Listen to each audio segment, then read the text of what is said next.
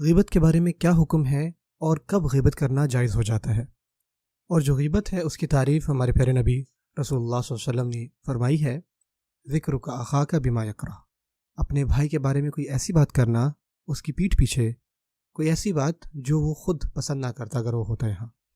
اس کے اندر شاید کوئی فیکٹ ہوں، لیکن وہ ایک ایسی بات تھی جو کہ آپ کا بھائی نہیں چاہتا تھا کہ کہیں اس کا ذکر ہو، اگر وہ وہاں پہ ہوتا تو شرمندہ ہوتا اس بات سے، اور وہ یہ نہیں چاہتا تھا کہ یہ بات پھیلے،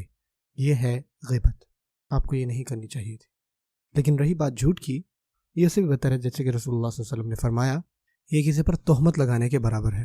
اب ایسی کون سی حالتیں ہیں جب آپ کسی کی غیبت کر سکتے ہیں؟ امام النووی جو ہیں انہوں نے 6 حالتیں بیان کی ہیں، اور امام الشوکانی جو ہیں انہوں نے بھی ایسی چیز لکھی ہیں جیسے کہ الریبہ فیما یجوز وما لا یجوز من الغیبہ، ایسے شبہات لانا کہ غیبت میں کون چیزیں جائز ہیں اور کون سی نہیں جائز ہیں۔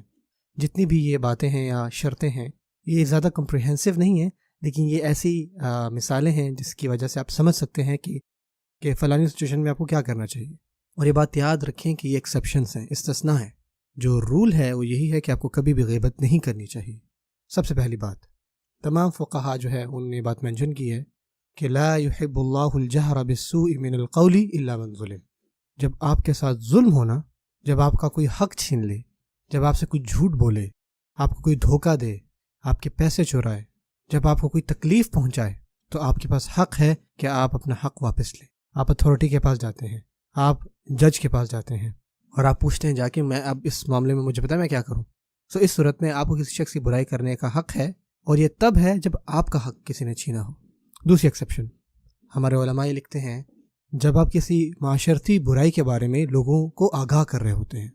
یعنی کوئی ایسا شخص ہے کہ جس کی موجودگی ہی برائی کا منبع ہے۔ مثال کے طور پہ ایک شخص جو ہے وہ ڈرگز بیچ رہے، ہم میری بات سمجھ رہے ہیں کہ یہ وہ شخص ہے جس کا کوئی اب دین ایمان نہیں ہے۔ اب آپ کو اس کے بارے میں اپنے معاشرے میں بتانا ہے کہ یہ ایک برا شخص ہے، ہم نہیں چاہتے کہ یہ ہمارے معاشرے کے بچوں کو خراب کرے۔ سو یہ آپ کہہ لیں کہ عام مسئلہ بن جاتا ہے۔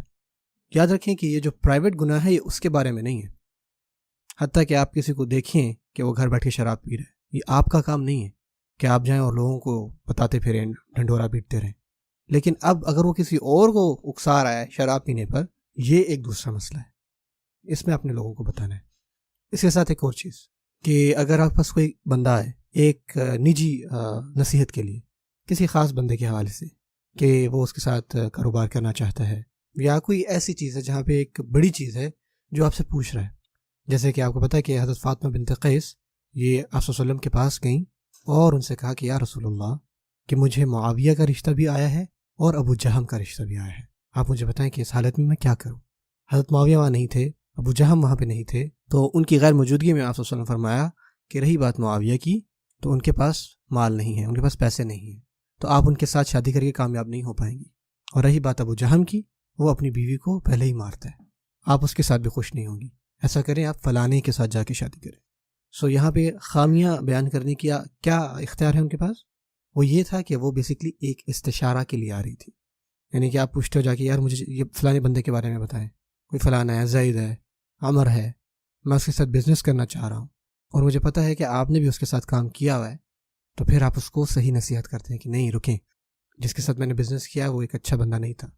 اس نے بہت ساری جگہ مجھے دھوکہ دیا، تو آپ اس کے ساتھ یہ کاروبار نہ کریں۔ یہ غیبت نہیں ہے۔ اب آتا ہے گرے ایریا، جہاں پہ ہمارے علماء کے درمیان اختلاف رہا، اور وہ جو اختلاف ہے بیسکلی وہ بہت کامن تھا، اور یہ بیسکلی کسی جنس کی طرف اشارہ نہیں کر رہا، لیکن یہ چیز اکثر ہماری بہنوں میں زیادہ پائی جاتی ہے۔ اب وہ معاملہ یہ ہے کہ آپ کا بار بار کسی کو بتانا کہ آپ کے ساتھ یہ ہوا یا یہ ہوا۔ مثال کے طور پہ آپ کو کسی نے تکلیف پہنچائی، آپ اب تکلیف کی حالت میں ہیں، اب آپ چاہتے ہیں کہ آپ اس کے بارے میں آپ کسی کو بتائیں کہ فلانے نے آپ کے ساتھ یہ کیا، سب سے کچھ برا ہوا، آپ کے ساتھ کوئی معاملہ چل رہا ہے، ہم کسی دوسرے بھائی کی بات نہیں کر رہے کہ کسی ایک شخص نے کسی دوسرے شخص کے ساتھ کچھ برا کیا اور آپ کسی اور کو بتا رہے ہیں، یہ تو 100% غیبت ہے۔ یا آپ کا کوئی فلانا بھائی تھا یا کوئی فلانی بہن تھی، لیکن فرض کریں کہ وہ بہن آپ خود تھیں، اب آپ گھر آتی ہیں اور اپنے خاوند کو بتاتی ہیں، اب یہ غیبت میں شامل ہوگا کہ نہیں؟ اور بدقسمتی سے یہ ہمارے گھروں کا ایک معمول اب بن گیا کہ اس طرح کی چیزیں بار بار ہوتی ہیں، چاہے وہ مردوں کی محفلیں ہوں یا عورتوں کی ہوں، اور یہ وہ معاملہ ہے جہاں پہ اللہ تعالیٰ بہتر جانتے ہیں، لیکن میں یہ بات کہوں گا کہ ایسے معاملات میں ہمیں بہت بہت بہت دھیان سے دیکھنا ہے کہ یہاں پہ نیت کیا تھی اگلے بندے کی. اگر نیت یہ تھی کہ بتا کے کسی کی برائی کرنا یا کسی کو شرمندہ کرنا تھی تو یہ غیبت ہے. لیکن اگر نیت یہ تھی کہ کسی کی صلاح لینی ہے، کہ مثال کے طور پہ ایک بہن کہے کہ میرے ساتھ یہ کچھ ہوا، میرے خاوند نے مجھے مارا یا یہ اس نے مجھے کہا، اور وہ اپنی بیسٹ فرینڈ کو یہ باتیں بتاتی ہے. وہ فون کرتے ہوئے کہتی کہ میرا خاوند رات کو گھر آیا، وہ اچھے موڈ میں نہیں تھا، اس نے میرے ساتھ یہ اور یہ کیا. اور بیسکلی وہ اپنی فرسٹریشن جو ہے نا وہ ایکسپریس کر رہی ہے